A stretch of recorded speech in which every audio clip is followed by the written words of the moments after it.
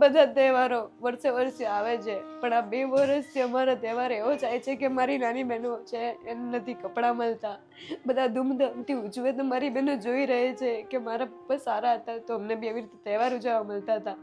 પણ આ ખબર નહીં કેવો સમય આવી ગયો છે કે મારા બાપના દુઃખના કારણે લોકોના ચહેરા જોઈને અમને દુઃખ થાય છે કે એ લોકો કેટલી ખુશીથી તહેવાર ઉજવે છે, અને અમને આ સમયે અમારી પાસે કેમ આવી વસ્તુ નથી, આવો સમય કેમ નથી જેથી અમે બી આવી રીતે ખુશીથી તહેવાર ઉજવી શકીએ.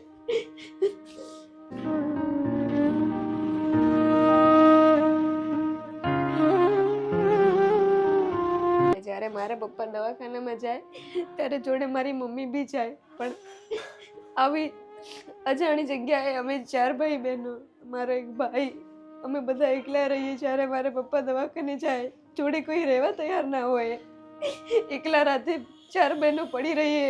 મારા પપ્પા દવાખાનમાં હોય, દવાખાનમાં કેટલા દિવસ છે ત્યારે કોને ખબર. અમે એકલા અહીંયા છીએ, ખાવાનું કેવી રીતે બનાવીએ, ખાઈએ, પપ્પા ક્યારે આવે એ બધું ટેન્શન થાય. જ્યારે મારા પપ્પા કામ કરીને સાંજે ઘરે આવતા હતા તો અમને પૂછે, બેટા તમારે શું ખાવું છે? તમે તરત કહીએ તો પપ્પા તરત હાજર કરે. ના છે મારા પપ્પાને અમે જ કહેશું એમને જ એમનું શરીરને સારું સ્વસ્થ રહે એવો ખોરાક અમે બી એમને લાવી નહીં આપી શકતા. અમે 5-10 રૂપિયા કામ આવે એમ કરીને અમે લોકોના ઘરના વાસણ કચરા પોતું કરવા જઈએ જેથી અમારે દૂધ ચા મોરસ આવે. અમે મહેનત કરીએ છીએ.